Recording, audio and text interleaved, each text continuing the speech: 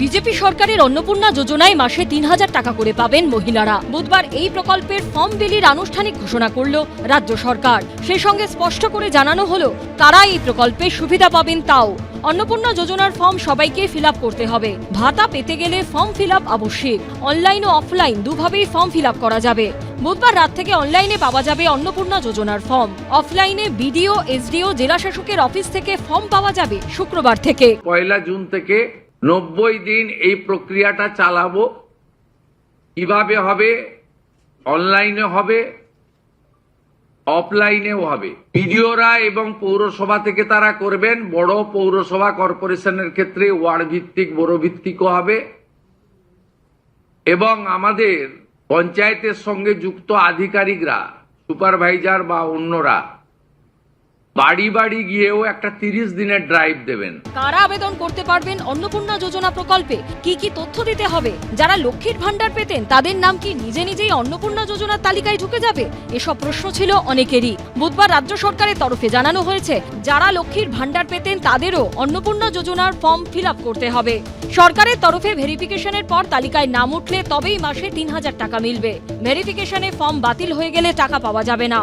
যেমন যেমন এনরোলমেন্ট হয়ে যাবে, ভেরিফিকেশন হয়ে যাবে, তারা অটোমেটিক কোর্সে লক্ষ্মীর ভান্ডার থেকে অন্নপূর্ণা যোজনায় চলে যাবেন এবং লক্ষ্মীর ভান্ডার তাদের অফ হয়ে যাবে।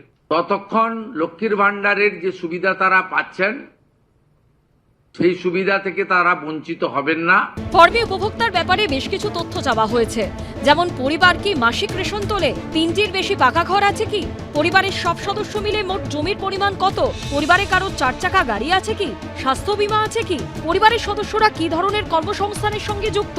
আমাদের সরকার অন্নপূর্ণা যোজনায় ৩,০০০ টাকাও দিতে চান এবং ফ্যামিলি ডাটাটাও সংগ্রহ করতে চান, কারণ আরো নানাবিধ কর্মসূচিতে আমরা এই পরিবারগুলিকে সহযোগিতা করতে চাই কেন্দ্র এবং রাজ্যের বিভিন্ন স্কিমে।